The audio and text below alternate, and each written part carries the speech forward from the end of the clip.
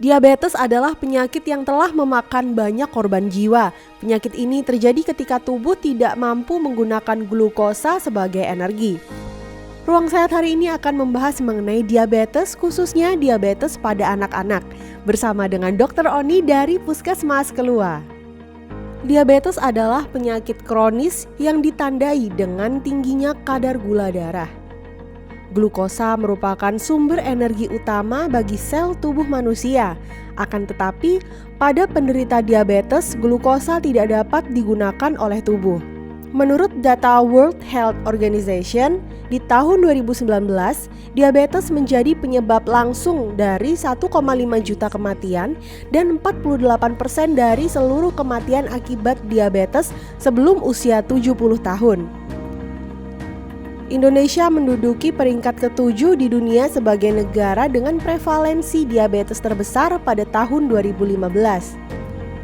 Diperkirakan 10 juta orang di Indonesia hidup dengan penyakit tersebut. Secara umum diabetes dibedakan menjadi dua, yaitu diabetes tipe 1 dan tipe 2. Diabetes tipe 1 terjadi ketika sistem kekebalan tubuh secara keliru menyerang dan menghancurkan sel-sel pankreas yang memproduksi insulin. Hal ini menyebabkan kadar glukosa darah meningkat sehingga memicu kerusakan pada organ-organ tubuh. Diabetes tipe 1 dikenal dengan diabetes autoimun.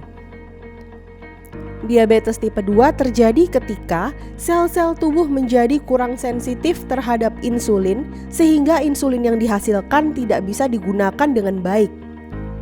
Kondisi ini juga dikenal dengan resistensi insulin. Selain kedua jenis diabetes tersebut, ada jenis diabetes yang biasa terjadi pada ibu hamil, yaitu diabetes gestasional. Diabetes jenis ini disebabkan oleh perubahan hormon pada masa kehamilan, tetapi biasanya gula darah pasien akan kembali normal setelah masa persalinan. Gejala diabetes biasanya berkembang secara bertahap, kecuali pada diabetes tipe 1 yang dapat muncul secara tiba-tiba. Namun, karena diabetes umumnya tidak terdiagnosis pada awal kemunculannya, orang-orang yang beresiko terkena penyakit ini dianjurkan menjalani pemeriksaan rutin, terutama pada kelompok berikut. Usia di atas 45 tahun, wanita dengan riwayat diabetes gestasional, indeks massa tubuh di atas 25, dan memiliki riwayat prediabetes. Tes gula darah puasa merupakan salah satu pemeriksaan mutlak yang dilakukan untuk mendiagnosis diabetes tipe 1 dan tipe 2. Hasil dari tes gula darah puasa disarankan berada di bawah angka 100 karena hasil di atas angka 100 sudah berpotensi menyebabkan penyumbatan pembuluh darah. Penyumbatan pembuluh darah dapat menyebabkan serangan jantung, stroke, gagal ginjal, vitalitas pria berkurang, hingga berkurangnya kualitas hidup.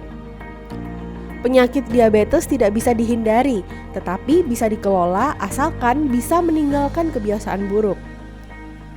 Kebiasaan buruk yang dapat memicu penyakit diabetes, salah satunya dengan makan makanan yang cepat meningkatkan kadar gula darah, seperti nasi putih, kue, sirup, gula pasir, dan permen. Gula darah yang meningkat menyebabkan otak mengeluarkan hormon serotonin. Hormon serotonin menyebabkan kita ingin makan lagi dan lagi. Selain makanan tinggi kalori, makanan tinggi lemak dan tidak sehat juga menjadi pemicu diabetes, seperti makanan olahan, margarin, minyak goreng, gorengan, hingga fast food. Lantas, apa hubungan makanan tinggi lemak tidak sehat dengan diabetes? Lemak tidak sehat sangat mudah ditimbun dalam tubuh kita. Akibatnya, presentase lemak bertambah dan melapisi sel-sel di tubuh kita. Hormon insulin yang bertugas untuk memasukkan gula dalam darah menjadi tidak sensitif. Makanan-makanan tadi semakin terasa dampaknya jika sobat sehat berusia 30 tahun ke atas. Ada 3 kebiasaan lain yang bisa memicu diabetes, seperti kurang gerak dan duduk terlalu lama sehingga aktivitas fisik berkurang. Begadang, karena pada malam hari terdapat proses pembakaran lemak dan bisa mencegah diabetes. makan makanan ringan. Kebiasaan ini bisa diganti dengan buah-buahan karena cemilan-cemilan ini mengandung kalori yang sangat tinggi.